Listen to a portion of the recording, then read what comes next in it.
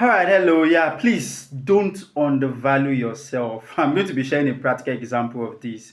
What do I mean by don't undervalue yourself? Okay, so my name is Adeda Molajayi, right? I'm a chartered accountant with over 15 years of experience. So what I do basically now is I build sound and competent finance and accounting professionals. I do trainings, webinars.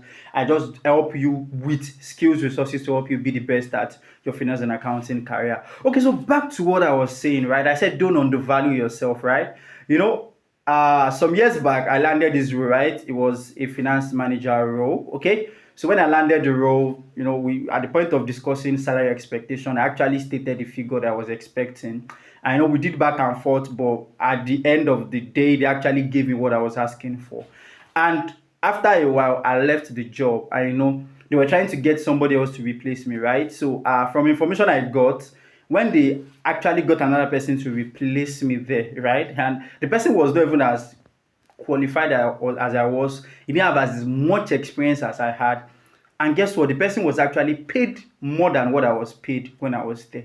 Why? Because the person at that point understood his value. Even though he didn't have as much as I did, he was able to ask or demand for more. So what am I saying? At times, and I've seen it severally, a lot of people undervalue them, especially when it comes to salary negotiation, when it comes to jobs. They ask what's your salary. So because you want to be modest or you don't want to lose that opportunity, you start saying, okay, I won't mind 250,000, 300,000. And then you get to later know that the budget for that was actually 600,000. So what am I saying in essence is that please, as long as you are skillful, you are qualified, you are a professional, please, when you go for interviews, ask and demand for what you think you are worth. Don't undervalue yourself. So you think for this role, at least the minimum, you should be getting 1 million naira net. Please go ahead. The worst that will happen is they will be like, well, sorry, we cannot meet that budget. And if they are serious, they will still come and meet, okay, can we pay 800,000 naira net or can we pay 600,000 naira net? But don't shoot yourself in the leg by asking for too low. It doesn't work.